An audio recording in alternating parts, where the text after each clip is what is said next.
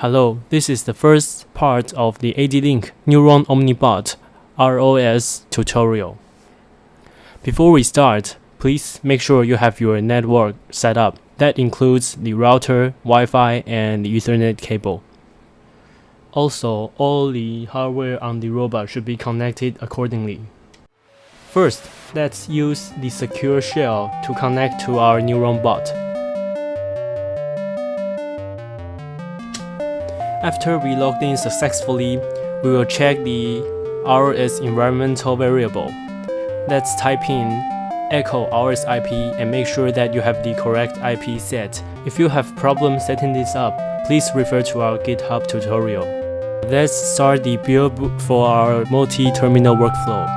You can add new terminal with F2 and switching between terminals with F2 and F3. In the first terminal, we'll start the ROS core. And then we will launch our NeuronRobot infrastructure with this launch file. The script will start all the communication. As you can see, the laser scanner starts spinning. The VDMC is connected as well. Now you can control the motors. Let's try driving our robot. We'll start a ROS package that publishes velocity command from keyboard input. It will be easier if we lower the speed with keyboard X and C. Now our robot can move around with keyboard input. Besides hardware communication, the launch file also provides all the robot information.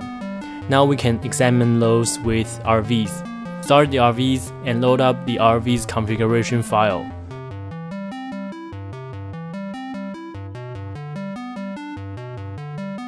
Remember to set the frame to odometry since we don't have map published yet.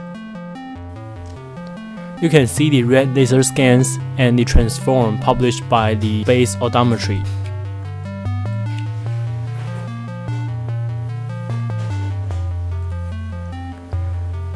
Let's switch back to our keyboard driving terminal and drive the vehicle around.